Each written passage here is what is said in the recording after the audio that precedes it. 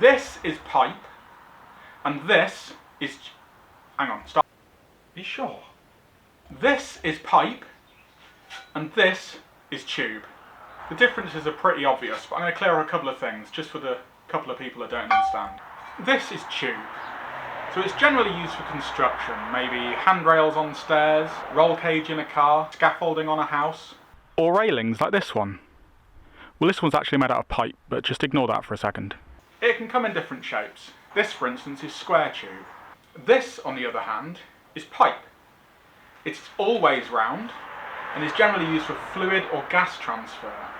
Could be used to transport gas to your house, oil to a refinery, milk in a dairy, or even sometimes solids, like powder or pellets. The key thing is that it's always used for something to flow inside of. This one's definitely the pipe. Hello! Hey! This is also for liquids to flow inside of, but this one's flexible. What was that? This is Don't do that. But this is Why are you doing that? But this one's Stop.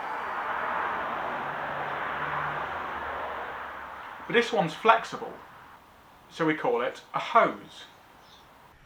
This is long and flexible. We call it hose pipe.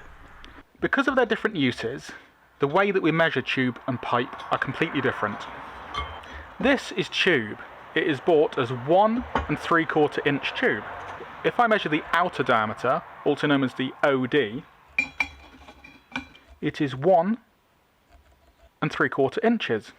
When purchasing this, you specify it by the outer diameter and the wall thickness. Wall thickness is measured by measuring the thickness of the wall. This is 3mm wall. 3. This is 3mm walled tube.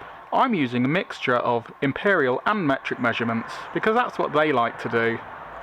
The external diameter is the most important part for when you are trying to construct something. So that's why we measure it by the external diameter. The thickness will dictate how strong it is. So we also need to know the wall thickness. So this is pipe. As we're going to be using it for things to flow inside, the most important diameter is the inside. This is standardised 1.5 inch Schedule 10S pipe. However, when I measure the outside of this 1.5 inch pipe, the outer diameter is just under 1.9 inches. The thickness of the wall of pipe is referred to as the schedule. This is Schedule 10. Schedule is the thickness of the wall relative to its diameter. It is based on how thick a pipe of that diameter needs to be to hold a certain pressure. The higher the schedule, the higher the pressure it will be rated to, and the wall will be thicker. This changes with material. Pipe in stainless steel sometimes has a thinner wall than mild steel, as it is stronger.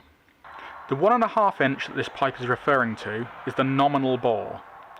The nominal bore on a pipe under 14 inches is measured from the inside, some way between the walls of the pipe. The internal diameter of this 1.5 inch pipe is 1.6 inches. Of course. The best way to find the dimensions of a given pipe is using a conversion chart. If I measure this pipe in millimetres now, the outside is 48 millimetres, and it has a 2.77mm wall. We know that it's stainless steel, so looking at this chart, that makes this 1.5 inch Schedule 10S. It's all very straightforward. So, where was I going with this?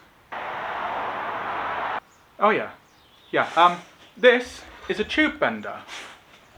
If you want to bend tube, you need a tube bender. If you want to bend pipe, you need a pipe bender. The sizings are completely different. So a 1.5 inch die for tube will not fit a 1.5 inch die for pipe. What happens if you put a tube inside a pipe? What?